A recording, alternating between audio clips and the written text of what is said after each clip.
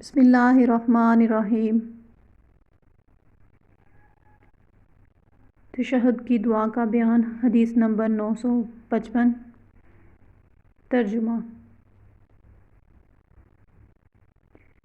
شداد بن اوس رضی اللہ تعالیٰ عنہ بیان کرتے ہیں، رسول اللہ صلی اللہ علیہ وسلم اپنی نماز میں یہ دعا کیا کرتے تھے: اے اللہ، میں دین کے معاملے میں ثابت قدمی، رشد و ہدایت پر عزیمت، تیری نعمت پر شکر اور تیری بہترین اور خالص عبادت کرنے کا تجھ سے سوال کرتا ہوں۔ میں تجھ سے قلب سلیم اور زبان صادق کا سوال کرتا ہوں۔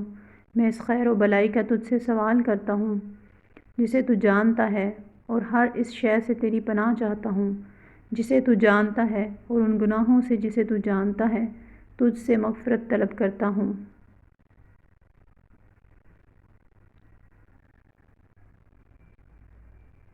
ایک اور حدیث میں حضرت معاذ بن جبل رضی اللہ تعالیٰ عنہ بیان کرتے ہیں، رسول اللہ صلی اللہ علیہ وسلم نے میرا ہاتھ پکڑ کر فرمایا: معاذ، میں تم سے محبت کرتا ہوں۔ میں نے عرض کیا: اللہ کے رسول، میں بھی آپ سے محبت کرتا ہوں۔ آپ صلی اللہ علیہ وسلم نے فرمایا: ہر نماز کے بعد یہ دعا پڑھنا ترک نہ کرنا: میرے رب، اپنے ذکر و شکر اور اپنی بہترین خالص عبادت کرنے پر میری مدد فرما۔